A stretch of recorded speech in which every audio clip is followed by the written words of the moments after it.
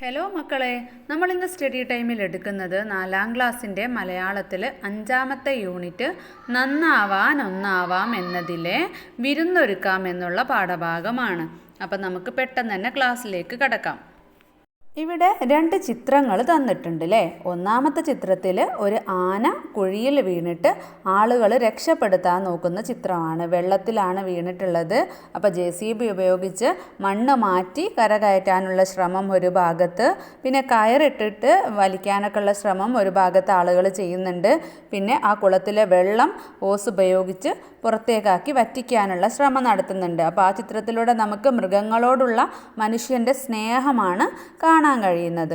അതുപോലെ താഴെയുള്ള ചിത്രത്തിൽ നോക്കിക്കേ, വയ്യാത്ത ഒരു കുട്ടിക്ക് വീൽ ചെയറിലിരിക്കുന്ന ഒരു കുട്ടിയെ സന്തോഷത്തോടുകൂടെ സഹായിക്കുന്ന കുറച്ച് സഹപാഠികളെയാണ്, ഒപ്പം പഠിക്കുന്ന കുട്ടികളെയാണ് നമുക്ക് കാണുന്നത്. അപ്പോൾ ഇപ്പോഴും നമ്മുടെ എല്ലാവരുടെയും ഉള്ളിൽ നന്മ ഉണ്ട് എന്നുള്ള ഒരു മെസ്സേജാണ് ഈ ഒരു കഥയിലൂടെ, ഈ ഒരു ചിത്രത്തിലൂടെ നമുക്ക് കിട്ടുന്നത്. അപ്പം നമുക്ക് പെട്ടെന്ന് തന്നെ പാഠഭാഗം നോക്കാം. ഇനി വാതിൽ എന്ന ഭാഗം നോക്കാം. ഇവിടെ ഒരു ചിത്രം തന്നിട്ടുണ്ട് അല്ലേ. ഒരു കൊട്ടാരവും പരിസരവുമാണ് തന്നിട്ടുള്ളത്. പിന്നെ ഇവിടെ ആരാണുള്ളത്? സിദ്ധാർത്ഥനും ദേവദത്തനുമാണ്. അവർ രണ്ടുപേരും അമ്പെയ്തു വീഴ്ത്തിയ ഒരു പക്ഷിക്ക് വേണ്ടി തർക്കിക്കുന്നതാണ് ചിത്രത്തിൽ തന്നിട്ടുള്ളത്. ചിത്രവുമായി ബന്ധപ്പെട്ട ആരാണ് അവകാശി എന്ന കഥ ടീച്ചർ പറഞ്ഞു തന്നല്ലോ. ആ കഥയും ഈ കവിതയും തമ്മിൽ എന്തു ബന്ധമാണുള്ളത്? അപ്പോൾ ആരാണ് അവകാശി എന്ന കഥ നമുക്ക് കേൾക്കാം. എന്താണ്? ഒരു ദിവസം സിദ്ധാർത്ഥ രാജകുമാരൻ കൊട്ടാരത്തിലെ പൂന്തോട്ടത്തിൽ കൂടി ഒരു നദീതീരത്തേക്ക് പോവുകയായിരുന്നു. അപ്പോൾ ഒരു കൂട്ടം അരയന്നങ്ങൾ പറന്നു പോകുന്നുണ്ടായിരുന്നു.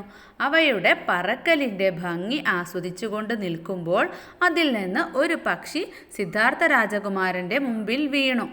അതിൻ്റെ ഒരു ചിറകിനടിയിൽ ഒരമ്പ് തറച്ചിരുന്നു. സിദ്ധാർത്ഥ രാജകുമാരൻ അത് മെല്ലെ മാറ്റി പക്ഷിയുടെ മുറിവ് കെട്ടി അതിനെ ശുശ്രൂഷിച്ചു. അപ്പോൾ സിദ്ധാർത്ഥൻ്റെ ബന്ധുവായ ദേവദത്തൻ അവിടെ ഓടിയെത്തി. താൻ അമ്പെയ്തു വീഴ്ത്തിയ പക്ഷിയെ എടുക്കാൻ വേണ്ടിയായിരുന്നു അയാൾ വന്നത്. എന്നാൽ സിദ്ധാർത്ഥൻ മുറിവ് പറ്റിയ ആ പക്ഷിയെ കൊടുക്കാൻ തയ്യാറായില്ല. ആ പാവം പക്ഷിയുടെ ജീവൻ രക്ഷിച്ച തനിക്ക് അവകാശപ്പെട്ടതാണ് ആ പക്ഷി എന്ന് സിദ്ധാർത്ഥൻ പറഞ്ഞു. പക്ഷേ സുഖം പ്രാപിച്ചപ്പോൾ സിദ്ധാർത്ഥൻ അതിനെ സ്വതന്ത്രമാക്കി. ഇനി നമുക്കിവിടെ സഹോദരൻ അയ്യപ്പൻ്റെ സമഭാവന എന്ന കവിതയിലെ കുറച്ച് വരികൾ തന്നിട്ടുണ്ട്. ചൊല്ലി നോക്കാം. വലുതിന്നിര ചെറുതെന്നതു മൃഗജീവിത നിയമം, ചെറുതിൻതുണ വലുതെന്നതു തന്നെ നരധർമ്മം, ദൃഢമേവരും ഇവിടെ സുഖമമരേണ്ടവരല്ലോ, സമഭാവന കൈക്കൊള്ളുക സമഭാവന ശരണം. അതായത് വലുതിന്നിര ചെറുതെന്നതു മൃഗജീവിത നിയമം. മൃഗജീവിത നിയമത്തിൽ, മൃഗങ്ങളുടെ നിയമത്തിൽ വലിയ ജീവികളുടെ ഇരയാണ് ആര്? ചെറിയ ജീവികൾ. മൃഗങ്ങളുടെ ലോകത്തിൽ ശക്തരായവർ ദുർബലരായവരെ ഭക്ഷിക്കുന്നത് സ്വാഭാവികമാണ്. ചെറുതിൻ തുണ വലുതെന്നതു തന്നെ നരധർമ്മം. നരൻ എന്ന് പറഞ്ഞാൽ മനുഷ്യരാണ്. മനുഷ്യരുടെ ധർമ്മം എന്താണ്? ദുർബലരായവരെ സഹായിക്കലാണ് മനുഷ്യരുടെ ധർമ്മം. ദൃഢമേവരും ഇവിടെ സുഖമമരേണ്ടവരല്ലോ, സമഭാവന കൈക്കൊള്ളുക സമഭാവന ശരണം.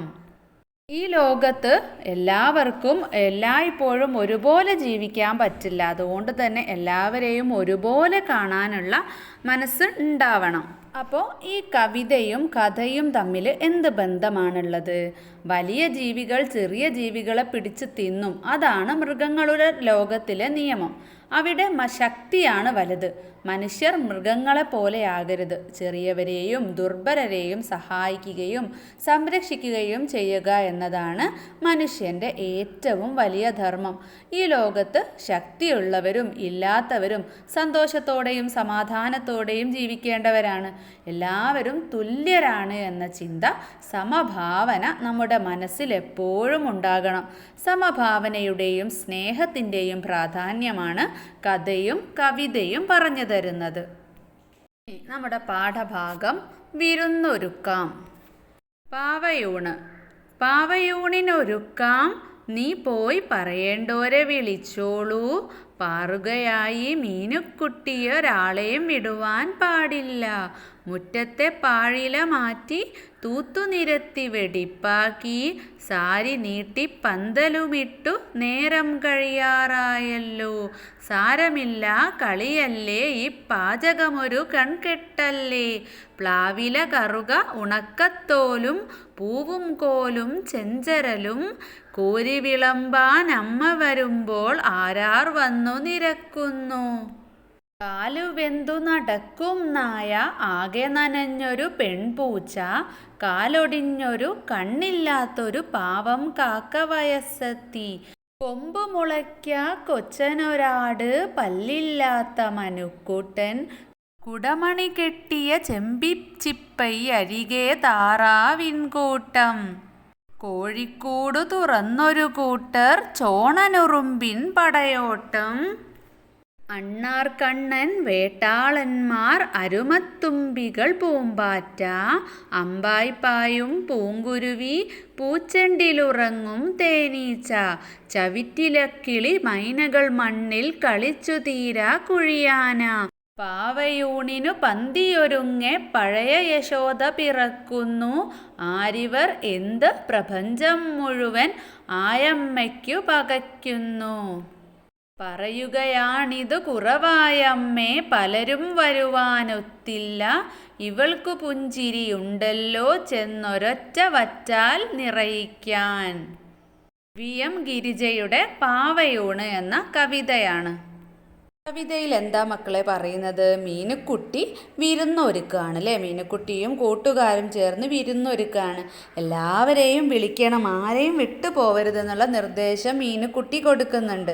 പിന്നെ മുറ്റത്ത് സദ്യ ഒരുക്കാൻ വേണ്ടി മുറ്റത്തെ പാഴിലയൊക്കെ മാറ്റി അവിടെ തൂത്ത് നിരത്തി വെടിപ്പാക്കിയിട്ട് അമ്മയുടെ സാരി കൊണ്ട് പന്തലിട്ട് അല്ലേ സദ്യ ഉണ്ടാക്കുകയാണ്. എന്തുകൊണ്ടൊക്കെയാണ് സദ്യ ഉണ്ടാക്കുന്നത്? പ്ലാവിലയും കറുകയും ഉണക്കത്തോലും പൂവും കോലും ചെഞ്ചരലും ഒക്കെയാണ് സദ്യ ഉണ്ടാക്കാൻ വേണ്ടിയിട്ട് ഉപയോഗിക്കുന്നത്. ആരൊക്കെയാണ് വിരുന്നിന് വരുന്നത്? കാലുവെന്ത നായ, നനഞ്ഞ പെൺപൂച്ച, കാലൊടിഞ്ഞതും കണ്ണില്ലാത്തതുമായ കാക്ക, പിന്നെയോ കൊമ്പ് മുളയ്ക്കാത്ത ആട്, പല്ലില്ലാത്ത മനുക്കുട്ടൻ, കുടമണി കെട്ടിയ ചെമ്പിച്ച പശു, താറാവ്, കോഴികൾ, അതുപോലെ ചോണനുറുമ്പ്. പിന്നെ ആരൊക്കെയാ? അണ്ണാറക്കണ്ണൻ, വേട്ടാളന്മാർ, അരുമത്തുമ്പികൾ, പൂമ്പാറ്റ, പൂങ്കുരുവി, തേനീച്ച, പിന്നെ ചവിറ്റിലക്കിളി, മൈനകൾ, കുഴിയാന അല്ലേ. മീനുക്കുട്ടി ആരെയും വേർതിരിച്ച് കാണുന്നില്ല. ചെറിയവരെയും വലിയവരെയും അംഗവൈകല്യമുള്ളവരെയും എല്ലാവരെയും മീനുക്കുട്ടി ഒരുപോലെ കണ്ട് മീനുക്കുട്ടി അമ്മയായി എല്ലാവർക്കും സദ്യ വിളമ്പാണ്. ഇവിടെ പ്രപഞ്ചം മുഴുവൻ ഉൾക്കൊണ്ട കൃഷ്ണൻ്റെ വളർത്തമ്മയായിട്ടുള്ള യശോദയോടാണ് മീനുക്കുട്ടിയെ കവി ഉപമിച്ചിരിക്കുന്നത്. അപ്പോൾ ആരോ പറയാണ് വിളിച്ചവർക്കെല്ലാവർക്കും വരാൻ പറ്റിയിട്ടില്ല എന്നല്ലേ. അപ്പോൾ ഇനി അവരെല്ലാവരും വരികയാണെങ്കിൽ ഭക്ഷണം തികയില്ലല്ലോ, മീനുക്കുട്ടിയുടെ പുഞ്ചിരി മാത്രം മതി എന്നാണ് ഇവിടെ പറയുന്നത്. ചോദ്യങ്ങൾ നോക്കാം. കവിത താളമിട്ട് ചൊല്ലൂ. രണ്ടാമത്തെ ചോദ്യം എന്താണ്? മീനുക്കുട്ടി പറയുകയാണ്, ഇത് കുറവായമ്മേ, പലരും വരുവാനൊത്തില്ല. സദ്യക്ക് ഇനി ആരെല്ലാം വരുമെന്നാണ് പ്രതീക്ഷിക്കുന്നത്? ചിതൽ, മണ്ണിര, അടയ്ക്കാക്കുരുവി, പച്ചത്തുള്ളൻ, ഓന്ത്, അട്ട, ഒച്ച് ഇവരെല്ലാം വരുമെന്നാവാം പ്രതീക്ഷിക്കുന്നത്. ഇതുപോലെ നിങ്ങൾക്ക് ഇഷ്ടമുള്ള ജീവികളുടെ പേരുകളൊക്കെ അവിടെ എഴുതാട്ടോ.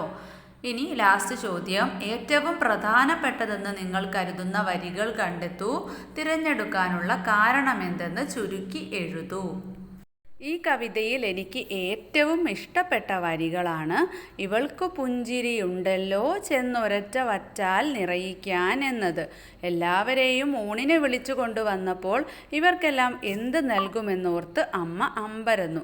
എന്നാൽ എല്ലാവർക്കും വരാൻ കഴിഞ്ഞിട്ടില്ല എന്നാണ് മറുപടി. വരുന്നവരെ എല്ലാം പുഞ്ചിരിച്ചുകൊണ്ട് സ്വീകരിക്കുകയാണ് മീനുക്കുട്ടി. അവളുടെ മനോഹരമായ പുഞ്ചിരി കൊണ്ട് തന്നെ എല്ലാവരുടെയും മനസ്സ് നിറയുമെന്നാണ് കവി പറയുന്നത്. അവളുടെ പുഞ്ചിരിയാകുന്ന ഒരു വറ്റ് മതി എല്ലാവരുടെയും ഉള്ളു നിറയാൻ എന്നതിൽ മീനുക്കുട്ടിയുടെ സ്വഭാവം മനസ്സിലാക്കാം. അപ്പോൾ ഇത്രയാണ് ഈ ഒരു പാഠഭാഗത്തിലുള്ളത്. മക്കൾക്ക് ക്ലാസ് ഇഷ്ടപ്പെട്ടാൽ ലൈക്ക് ചെയ്യാൻ മറക്കരുത് കേട്ടോ. അപ്പോൾ നമുക്ക് സ്റ്റഡി ടൈമിൻ്റെ മറ്റൊരു ക്ലാസ്സിൽ കാണാം.